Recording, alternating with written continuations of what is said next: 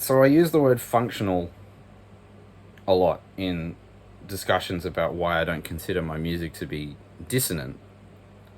And I thought I should try and explain that a bit more. And I'll try and do it in a practical way because it gets pretty heady pretty fast. And I'm not going to say that I'm a musicology genius or a PhD or anything. I have a medium musical education. A lot of my stuff and a lot of the way that I play is instinctive and not so much academic. But I've had to try and figure out what the fuck is going on after the fact.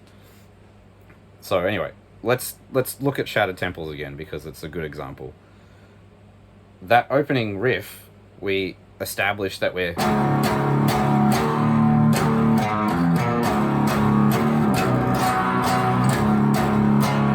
this is kind of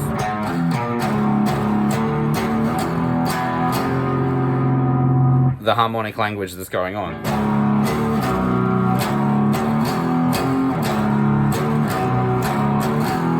And we have that tension of the last chord.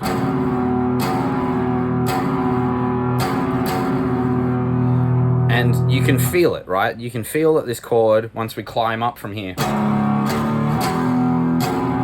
it wants to keep climbing to resolve to the F sharp. Oh yeah, satisfying. That's functional. That's functionality at play. That's what's going on there. That is a predictable, instinctive Western harmonic device that's just played out. The tools perhaps to get there are dissonant. Some of the chords are spicy and unstable in isolation, but really it's just it's a resolution. And then so on the F sharp we have more of this stuff where we're going, and that in itself is a weird chord. That's like 1 sharp 5 octave natural 5 or a natural 12 if you like. So it contains both the 5 and the sharp 5, but they're split across octaves, and then you put a B on top of that as well. So while it's an F sharp and we've resolved to F sharp, probably minor, I guess, we now don't have a tonal information. We don't know if this is minor or not because there's no third, there's no 7. None of the stuff that defines a chord as being a particular flavor is there. It's all 5, basically. The only hint you get is from that B on the top. And so from there, you lose the sense of functionality until the next chord goes up to the 2, and you're like, oh, okay, you're right. Now we've got something, and then we move again to what is basically a 6.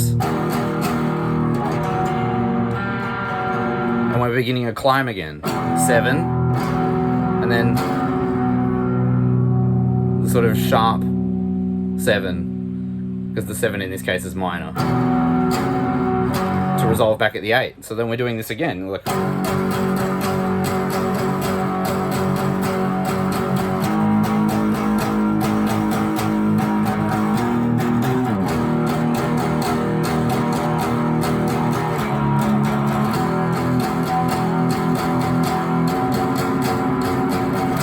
So all of this is functional stuff, but the tools that I'm using are like these kind of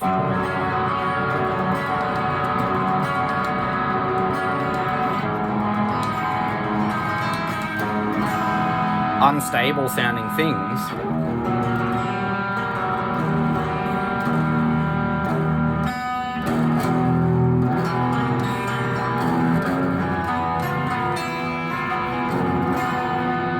so that sounds dissonant in isolation, but in a functional context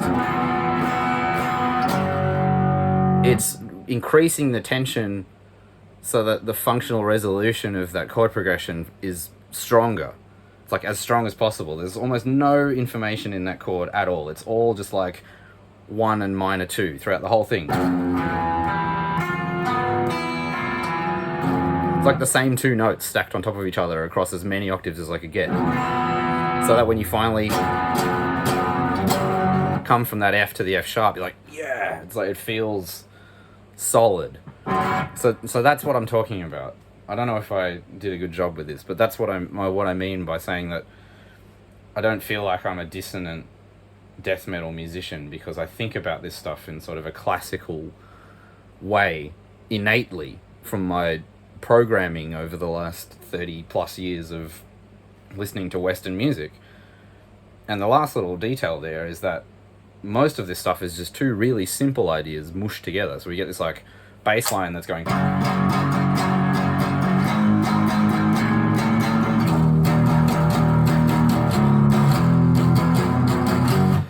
and I'm trying to play a melody on the top of it, so we get this like kind of thing happening. And then we move another chord. And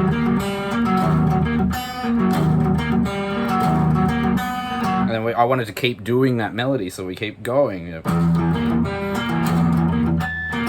then again.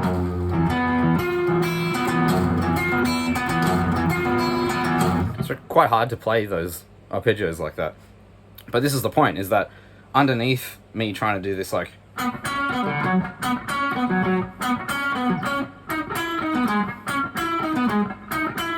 kind of melody, we're dressing it up with all of this nonsense to reinforce the harmonic backdrop of the melody, which is a functional progression. Was that good? Is that useful information? I don't know. Have it. It's free.